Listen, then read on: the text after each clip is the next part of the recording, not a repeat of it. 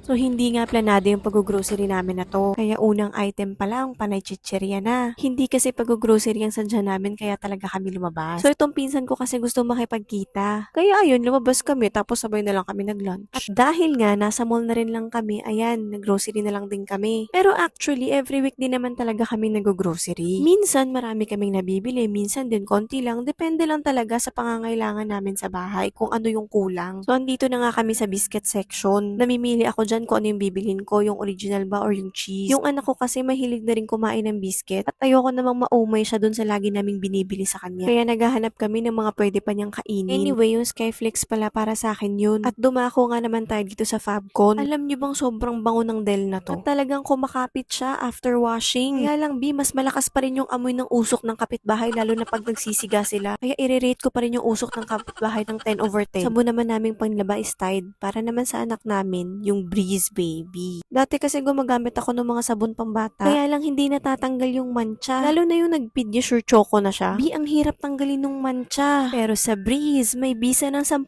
kamay. Charot, not sponsored. Dumako nga tayo dito sa tissue. Dati meron silang trio pack nito. Ngayon, tig isa-isa na. Tapos mas mahal pa pag isa-isa mong binili. Pero ganun talaga, negosyo eh. Wala namang nagnenegosyong palog eh. Dati sa Daiso ako bumibili ng mga paper towel. Mas mura kasi yung trio pack sa Daiso. Pero ngayon, nagmahal na din siya. So, medyo pare-pareho na sila ng presyo. Dumako nga naman tayo dito sa mga frozen goods. So, naghahanap kami ng bacon tsaka hotdog. Ito nga pala yung bacon na nagustuhan ng asawa ko. Actually, nung dalaga pa ako, ito din yung binibili ko. Hindi kasi siya masyadong maalat. Tsaka masarap siya in fair. Yung asawa ko naman nahilig sa Pure Foods bacon. Kaya lang naalatan nga siya. So, nung naging mag-asawa na kami, tinatry ko siya nito. At nagustuhan nga niya. Kaya yan na yung binibili namin. Sa hotdog naman, hindi ako masyadong mahilig sa hotdog. Yung sa asawa ko lang, ay, joke lang. Sa hotdog naman, itong Virginia na yung kinuha namin. Ito kasi yung gusto ng asawa ko. Pero sa pagkakatanda ko nung college, nahilig din ako sa Virginia hotdog. Kasi sa labas ng school namin, merong nagbebenta ng ganyan. Tapos pwede pang on stick or in bun. Ito namang melon para to sa anak namin. Kasi pampapoop niya to. Ewan ko ba, pero ang bilis niyang magpoop pag ito yung kinakain niya. Kumpara sa ibang prutas ha. Kaya lang hindi ako marunong mamili ng melon. Kaya pinakiramdaman ko na lang. Ito naman sa itlog, tinignan ng asawa ko kung may expiry date ba. Kadalasan kasi sa mga itlog ng mall, merong expiry date. Saka sabi ng asawa ko na biktima na daw siya ng ganyan. Bumili daw siya ng salted egg sa mall. Tapos, meron namang expiry date. Pero nung binuksan nila, sira. Kaya may trust issues na siya sa mga ganyan eh. Ayan, so bumili rin kami ng kape. Saka mga meat. Saka may nakitang baby potatoes yung asawa ko, kinuha na rin niya. Ayan, so dito tapos na kami mag-grocery. Dito ko ngayon sa JM Shawarma kasi sigurado kaming pag-uwi sa bahay, pagod na kaming magluto. Yun lang, na-share ko lang. Bye!